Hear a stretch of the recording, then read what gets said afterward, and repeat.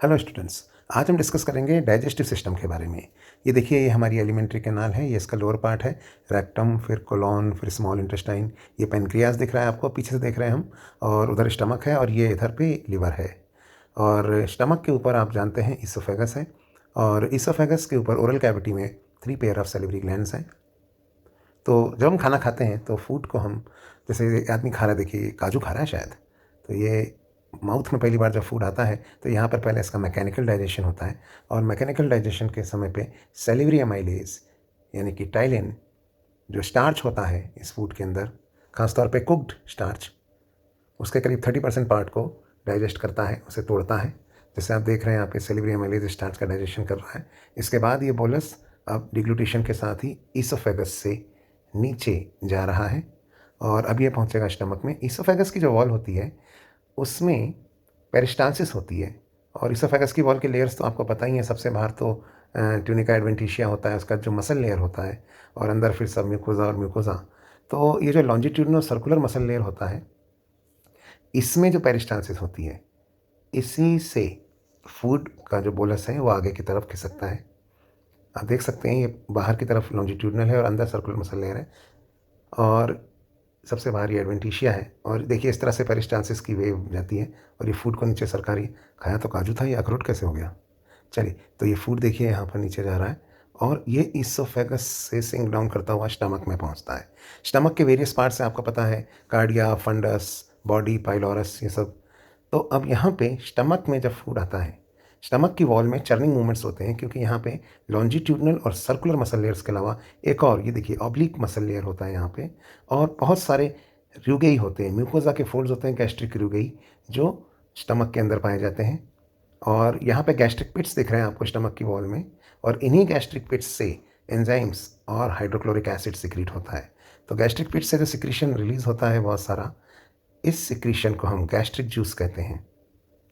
तो यहाँ देखिए, स्टमक के अंदर करीब 1 से 2 लीटर गैस्ट्रिक जूस सिक्रीट होता है, जिसमें एसिड है और एंजाइम्स हैं। ये ऊपर आपको कार्डियक स्फिंक्टर दिख रहा है, ये इसोफेगस से स्टमक में आता है। तो जैसे ही कार्डियक स्फिंक्टर खुला, देखिए ये क्या खाया इसने, तो ये जो भी खाया इसने इसोफेगस से ये स्टमक में आ गया। तो कार्डियक स्फिंक्टर बंद, क्या है ये, बंद रहता है, और फूड जो भी था, ये फूड स्टमक में आया, और यहाँ पे जो एसिड होता है ये इस फूड को गलाएगा। साथ में एंजाइम्स हैं, पेप्सिन है, और पेप्सिनोजन के फॉर्म में पेप्सिन सिक्रीट होता है, जिसको HCl बाद में एक्टिवेट कर देता है। और यहाँ पे जो बहुत सारे हार्मफुल बैक्टीरियाज फूड में हैं, इनको भी HCl मार देता है। ठीक है, तो ये हार्मफुल बैक्टीरियाज वगैरह को मारने का काम भी HCl ही करता है। और जो एंजाइम मैंने आपको बताया था, पेप्सिनोजन फॉर्म में जो रिलीज होता है, उसको ये HCl पेप्सिन में कन्वर्ट करता है। और फिर पेप्सिन जो है, जो कि एक तरह का एंडोपेप्टाइडेज है, वो पेप्टोन्स और प्रोटियोज में प्रोटीन को तोड़ता है। तो आप देख सकते हैं यहाँ पे, एक तो ये हो गया प्रोटीन के डाइजेशन वाली बात, जैसा हमने क्लास में भी पढ़ा था। इसके अलावा और भी चीज़ें आप देखिए, जैसे यहाँ पे आपको ये क्या दिखाई दे रहा है, ये है विटामिन B12। और विटामिन B12 का एब्जॉर्प्शन करने के लिए intrinsic factor, calcium intrinsic factor इससे आके जुड़ता है स्टमक में, जिसकी वजह से फिर बाद में इंटेस्टाइन में विटामिन B12 का एब्जॉर्प्शन होता है। तो विटामिन B12 के एब्जॉर्प्शन के लिए इंट्रिंसिक फैक्टर भी स्टमक की वॉल से ही सिक्रीट होता है। ये देखिए, ये है ट्राइग्लिसराइड। थोड़ा सा ब्रेकडाउन यहाँ भी होता है फैट का। ये गैस्ट्रिक लाइपेज आया देखिए, और गैस्ट्रिक लाइपेज जब ट्राइग्लिसराइड पे एक्ट करता है तो ये इसको तोड़ता है, और एक मोनोग्लिसराइड अलग कर देता है इससे। ये देखिए, ये अलग हो गया, और ये हो गया हमारा फ्री फैटी एसिड, और बाकी जो 2 बच गए हैं ये है डाइग्लिसराइड्स। तो थोड़ा बहुत डाइजेशन होता है फैट का, स्टमक में ज़्यादा नहीं होता, क्योंकि अभी एमल्सिफिकेशन नहीं हुआ। ये देखिए, चर्निंग मूवमेंट हो रहा है, और चर्निंग मूवमेंट के बाद हर 20-25 मिनट में ये जो हमारा पाइलोरस वाला एंड है, यहाँ पे पाइलोरिक स्फिंक्टर खुलता है, और इसी के साथ ये जो एसिडिक सेमी डाइजेस्टेड फूड है, जिसे हम काइम कहते हैं, ये काइम थोड़ा थोड़ा करके ड्यूडेनम में रिलीज़ होता रहता है। तो ये पाइलोरिक स्फिंक्टर है, ये खुलेगा, आप देखिए यहाँ से काइम रिलीज़ हुआ और ये ड्यूडेनम में पहुँचा। एसिडिक काइम जब ड्यूडेनम में पहुँचता है, तो यहाँ पे एम्पुला ऑफ वाटर जिसमें कि पैनक्रियाटिक डक्ट और बाइल डक्ट दोनों आके खुल रहे हैं, उसके साथ ये मिक्स हो जाता है। ब्रनर ग्लैंड भी है यहाँ जो म्यूकस सिक्रीट करते हैं, पर बहुत एसिडिटी है इसलिए ये देखिए ये बाइकार्बोनेट है। तो पैनक्रियाटिक जूस से बाइकार्बोनेट आयंस भी रिलीज़ होते हैं और ये बाइकार्बोनेट आयन अब पीएच को चेंज करेंगे। स्टमक में जो एसिडिक पीएच था अब वो एल्कलाइन होने लगेगा डुओडेनम में। तो बाइल और बाइकार्बोनेट आयन मिलकर अब डुओडेनम में पीएच को चेंज करके एल्कलाइन कर देते हैं। तो अब डाइजेशन एल्कलाइन पीएच में होगा। यहाँ आप देखिए पैनक्रियाटिक जूस से ट्रिप्सिनोजिन नाम का एंजाइम भी रिलीज़ होता है, जिसको एंटेरोकाइनेज जो डुओडेनम से रिलीज़ हुआ वो ट्रिप्सिन में कन्वर्ट करता है, फिर ट्रिप्सिन और ट्रिप्सिनोजिन को ट्रिप्सिन में कन्वर्ट करता है और काइमोट्रिप्सिनोजिन को काइमोट्रिप्सिन में कन्वर्ट करता है। तो इस तरह से यहाँ पे प्रोटीन का फर्दर डाइजेशन होगा इन एंडोपेप्टाइडेज द्वारा।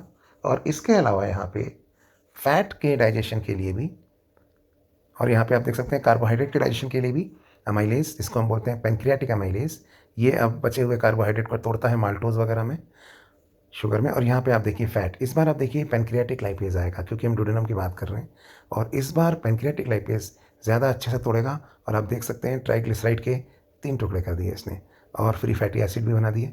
ऐसा ये इसलिए कर पाता है क्योंकि जो फैट होता है उसको डुओडेनम से आया हुआ बाइल इमल्सिफाई कर देता है, और इमल्सिफिकेशन ऑफ फैट के बाद ज़्यादा अच्छा डाइजेशन हो सकता है।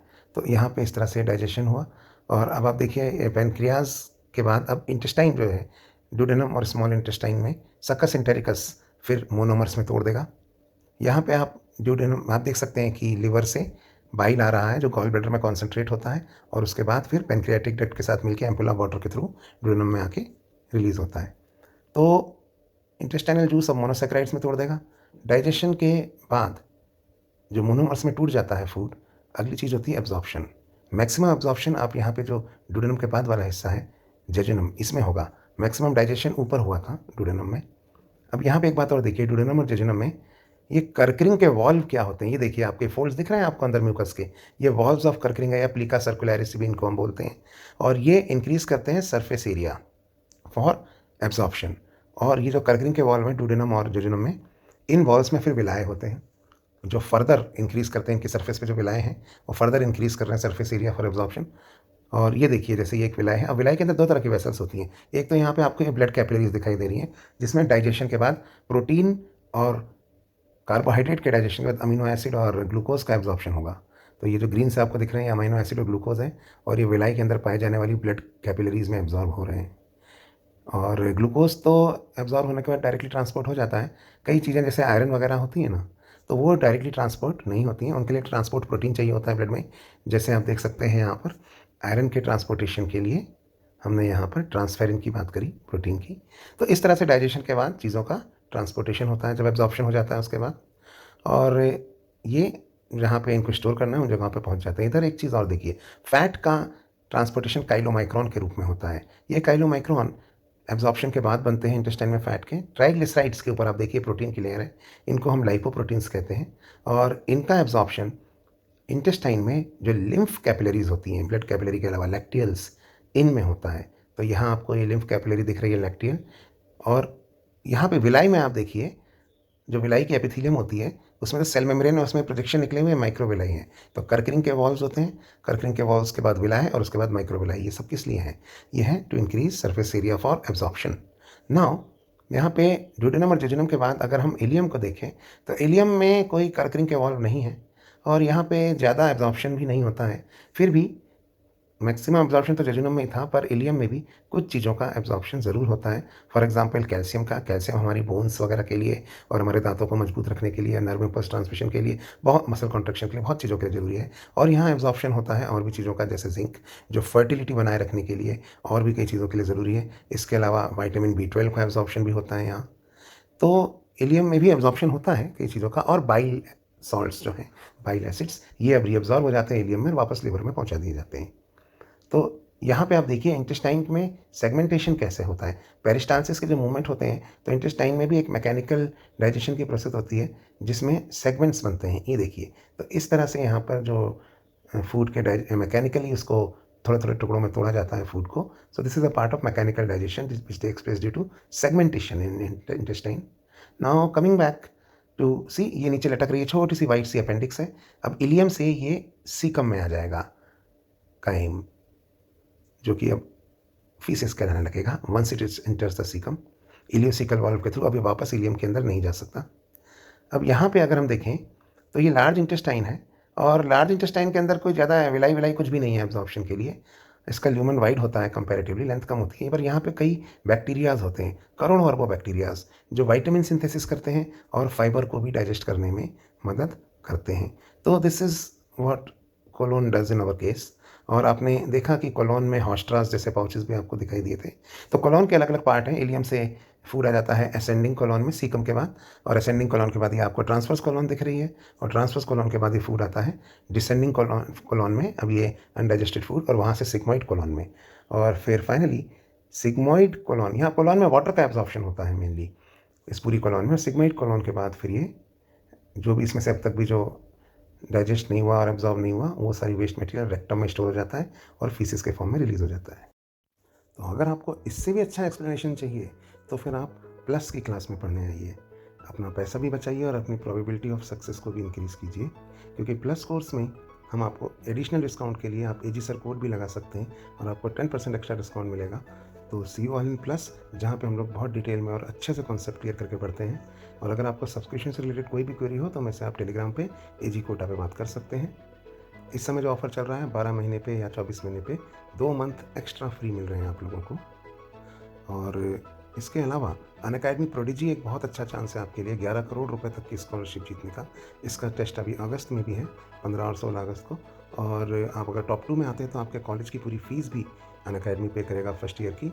इसके अलावा आईपैड भी मिल रहा है डेली 1 लकी मिरर को, और भी कई प्राइजेज़ है। 12 जुलाई से ये टेस्ट चल रहे हैं, 19 तारीख को भी शाम को 7 बजे अभी टेस्ट है। और डेली प्रैक्टिस टेस्ट में भी फुल सिलेबस ऑफ नीट से बहुत से क्वेश्चंस आप प्रैक्टिस कर सकते हैं। So guys, let's crack it.